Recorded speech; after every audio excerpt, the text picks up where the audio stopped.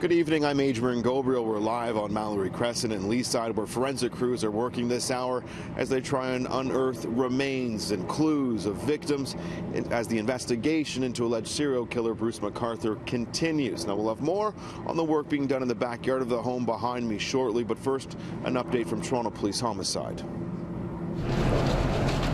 Homicide confirmed they are searching the basement of this Leaside property and that they are expecting more arrests in the days to come.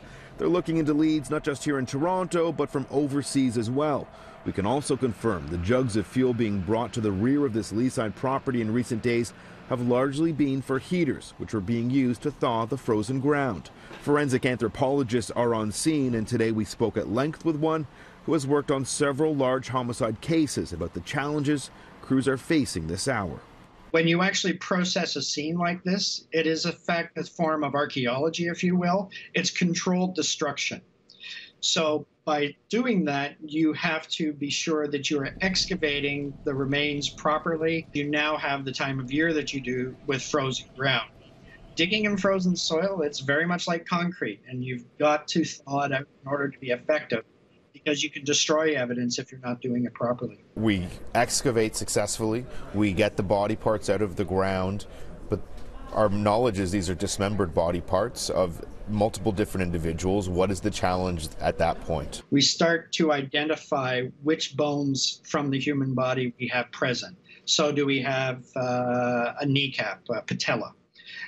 Do we have two of those from the left side? If we do, then we've got at least two people represented by the remains. And then they're going to be doing an analysis in order to determine the age of death of the individual from the skeletal remains. There's a variety of ways to do that by looking at the bones, and also the sex of the individual. Dr. Fairgrieve adds that once body parts are in hand, forensics will try and create human biographies as they try and piece fragmented remains together and link them to one individual, similar to what crews have to do following a fatal plane crash.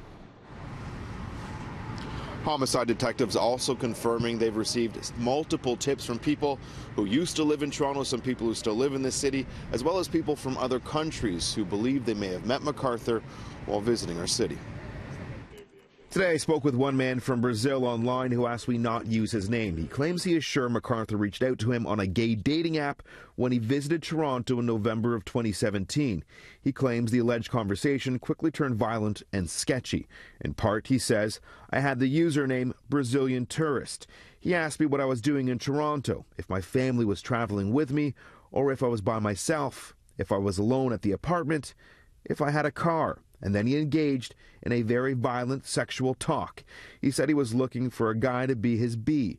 He said he liked to be dominant, and he wanted someone that was into violent sex. He wanted to spank really hard until you cry and beg me to stop.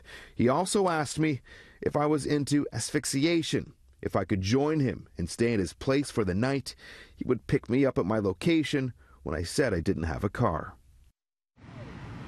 Now, to be clear, those claims are just allegations. They've yet to be proven.